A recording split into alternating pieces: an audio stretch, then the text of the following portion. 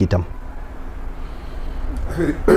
laalul politique xanaa gaa yee ko safal politique gaa yee ko ci dugal quoi parce que comme ni ñu ko waxee bëgg def mbiri politique. waaw maanaam ñi nga xamante ni tey jii ñoom ñooy ut possibilité pour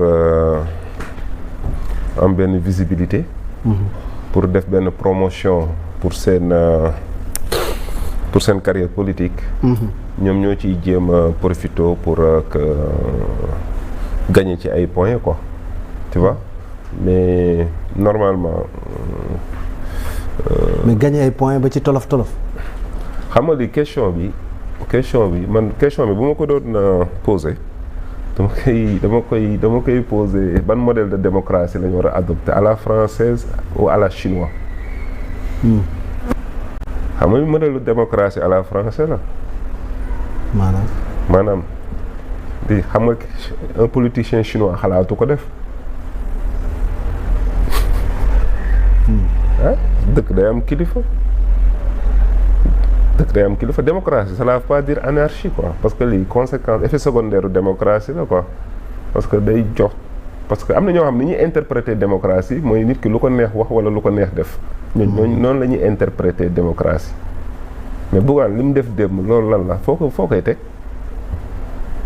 yow dem bay buuxanteeg ay homme de tenue pour quelle raison yow zone boo xamante ne dañ ko militariser ndax gravité bi dañ ko tëj président ma nga fa mu nekk lu sérieux ñu ngi xool ay solution au moins yow bu fekkee ne nit nga sax nga bàyyi ba président génn foofu yow bu fekkee ni yow da nga am loo dem pour jàppale da nga ko bëgg a politiser mais boo bàyyi ba président génn yow defal say caravane del say camion def ci say dund.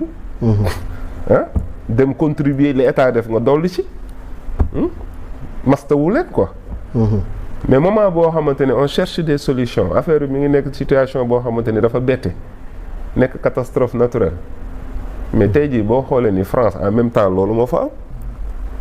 est-ce que da nga bëgg a dégg benn opposant français dem foofu naan mi ngi wax dara boo demee États-Unis fi mu toll nii ak ouragan la xaw ma loolu moom moo fa am tu vois donc il faut que ñu taxat la mbiri quoi tu vois. ñu ràññeetle ñu taxat la ko discerner ko en français comprendre nga xam bu population bi nekkee ci njaxare nañ leen war a taxawee état mooy kilifa ñëpp président jóge na ma nga fa. mi ngi xool situation bi mi ngi jàng situation bi ba amul benn opposant boo xamante ne war na mën a jóg ci moment boobu naan mi ngi fay dem pour dire quoi que ce soit dañu war a bàyyi ba président def liggéeyam ba pare ñoom bu amee lu ñuy def wala lu ñu bëgg a constater nañu def seen dund dem la fa président bàyyi bu amee lu ñu ci dolli ñu dolli leen ci ba pare daal di leen mastawu. bu ñu fa gisee nag loo xamante ni ay nu mu tuddati lu matul la te waroon naa mën a mat. su boobaa ñoom ñu dénoncer loolu mooy kii bu gën a civilisé quoi. moo gën a civilisé mais dem foofu dem ci dugg ci dëkk service de l'ordre yi taxaw ne la jot nañu ordre ni waroo dugg parce que situation bi nu mu demee zone bi dañ ko militariser te président mi ngi fi moment bi mu toll nii amuloo pour dugg yow amoo looy def lu di xëccoonteex ñëw man xam naa ma bu ma doon alkaati moom démb dañ may summi.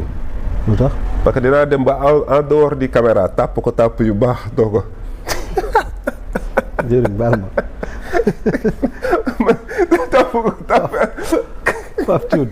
damay réew rek réewoon na lay jaayee alkaati yi dañ ko bàyyi ba caméra yi dem nga yóbbu ko brigade ba tàpp ko tàpp yu baax fanaan loo ko foo xamante ni yooyu dañ koy rey nga foofu dafa bëri yoon dafa tàng. di jiiñ waa ji di ji waa ji ji ko de.